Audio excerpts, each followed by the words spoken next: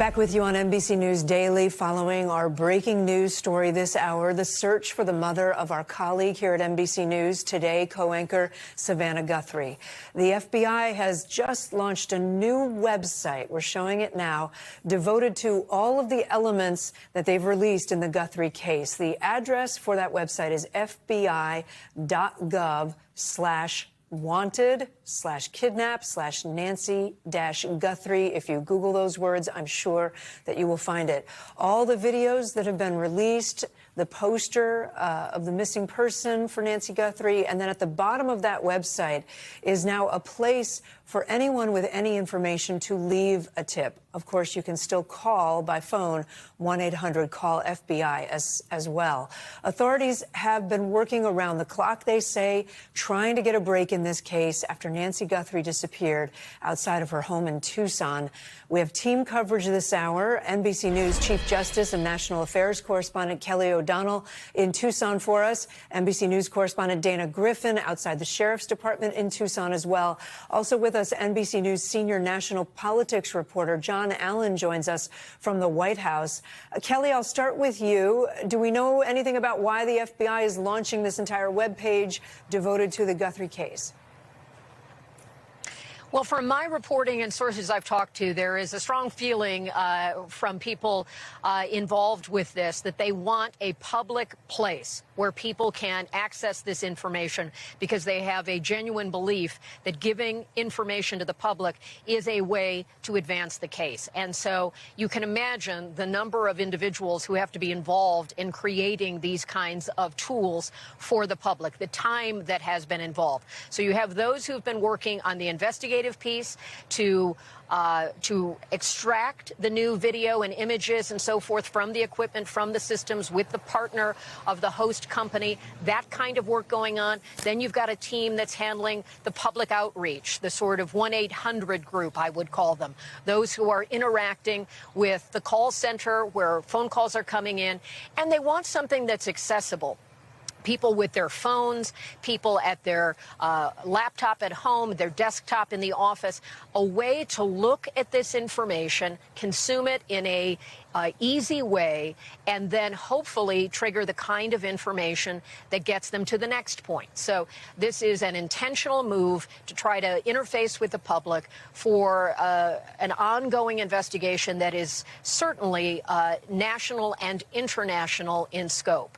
We know that there is attention paid to this around the world. Savannah was born in Australia. The Australian media has a great interest in this. That's just one example. So a global approach. People are interested and concerned. Clearly, the perpetrator here that's depicted, or the subject that's depicted in the images, is likely known to someone here. So can they get information? So this is another step in the outreach, and it is part of the approach trying to use the modern tools that people live with every day, a world of opportunities in the hands of users on their phones, at their desks, and so forth. So that's the purpose here, and the hope is that these images give them a next step so they can find maybe the path of a vehicle, the path of where this individual seen on the camera might have been going, where he's from, had he been seen in the vicinity beforehand, all of those kinds of things that can help to link important details and make them clues that law enforcement can pursue. Kate? And Kelly, I know you have some new reporting about FBI Director Kash Patel, that he actually was in Tucson. That's right. He had planned travel for a law enforcement engagement that had nothing to do with the Guthrie case that was on his schedule for some period of time. It happened to be in this area. And when he came to Arizona, by virtue of the fact that so many resources have been diverted here from Phoenix and from other agencies across the Bureau, different field offices in the region, and those personnel from headquarters who have come in, that he wanted to be at the command center where the work is being done. So sources familiar with his travel tell us that he was able to do that and is directly involved in this. We've also learned that the president has kept in touch with the facts of this case and the developments on a daily basis. White House officials have confirmed that today.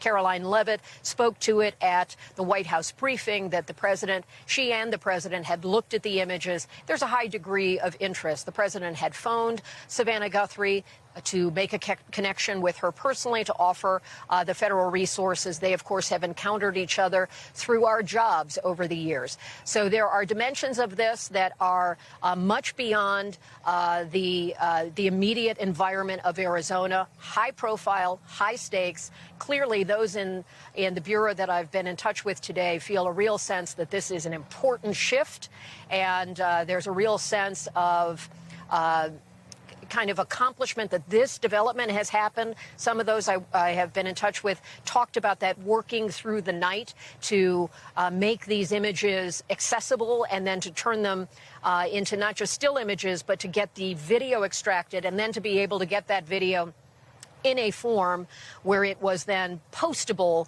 so that the whole world can see it. And that's the point where we are now. So exhaustive work. A lot of pressure here on everyone, and at a time when the family has been waiting for some movement, today there's at least something that they can put their prayers and their hopes behind, and that's part of the public appeal that we're seeing play out. We thank you for watching, and remember, stay updated on breaking news and top stories on the NBC News app or watch live on our YouTube channel.